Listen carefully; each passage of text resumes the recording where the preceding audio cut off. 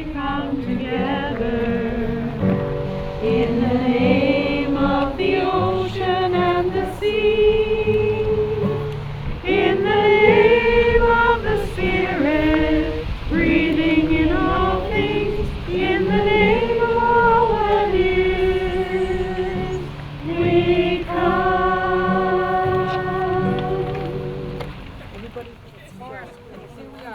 Welcome to autumn. The celebrations of seasonal change are very important because they help us to stop and take notice of what is happening in this beautiful creation all around us. While we rejoice in this harvest season of fullness and thanksgiving, our brothers and sisters in the southern hemisphere welcome the season of spring. The celebrations of seasonal change tell us to stop and be grateful for the gift each season brings. They tell us to stop and wonder at the great mystery of the cycle of creation.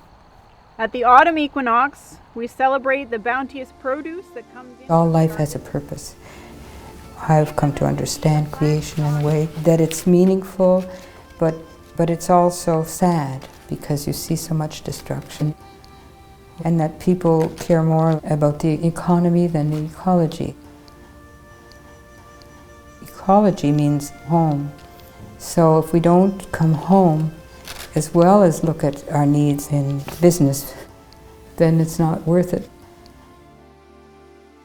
At this point in our development as a species, our planet is one of the poorest of the poor that we should be ministering to.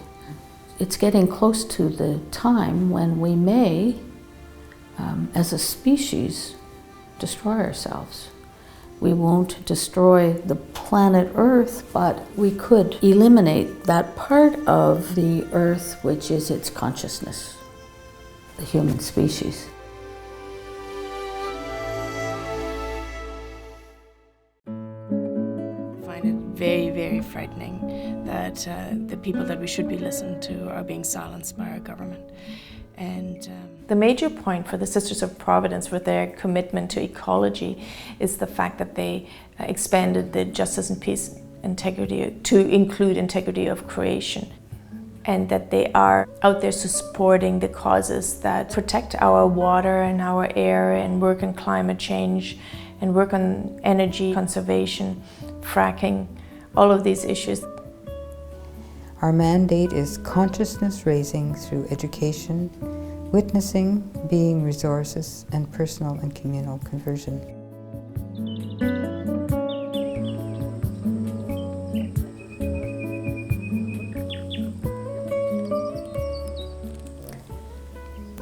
Yeah, I think a lot of people still don't understand why we would have a garden here and why it's being used for seeds. It's a matter of people understanding where their food comes from, that the seeds are essential for food.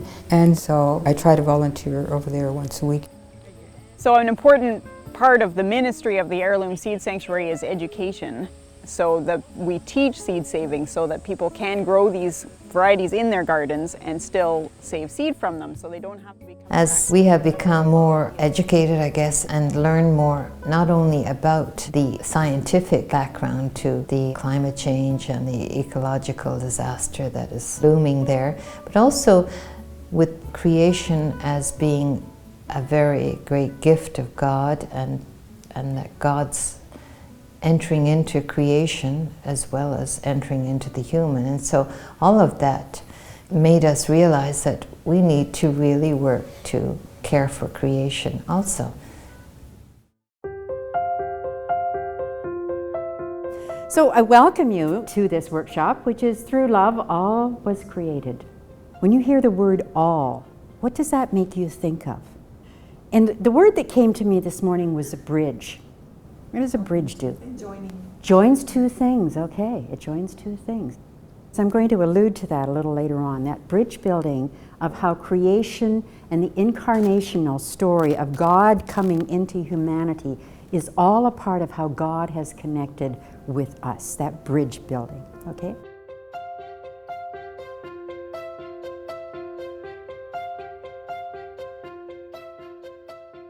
In light of the Earth Charter, Do you know the Earth Charter at all? Well, that was produced in 1997. And that Earth Charter has been like a philosophy, a scripture that I've used a lot when I've done workshops. And I'll show you what it looks like. You can Google it and get it online as well, okay? But I usually start a workshop after a little bit of getting to know people a bit. When you think of something to do with creation, what is it that inspires you to come to a creation workshop? Why would you come to a creation? When we talk about an option for the poor, we also today talk about that option for the ecology. And a lot of religious congregations, not just our own, have responded. Because our earth is crying for help. And so that's a need. Speaking to the people who are silent about what's happening in our earth and saying, we need to talk about this. Start the dialogue. It has to be an everybody movement. It can't just be the rich and the middle class. Everybody needs to be able to help save this planet and work for justice. How are we living today? What is our footprint? If you have an ecological footprint that's larger than it should be, well, you're depriving future generations of what they need. So look at your transportation and simplicity of a lifestyle.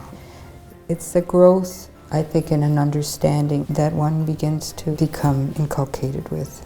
And so everything is sacred. So when I do eco-spirituality, it's because everything is sacred.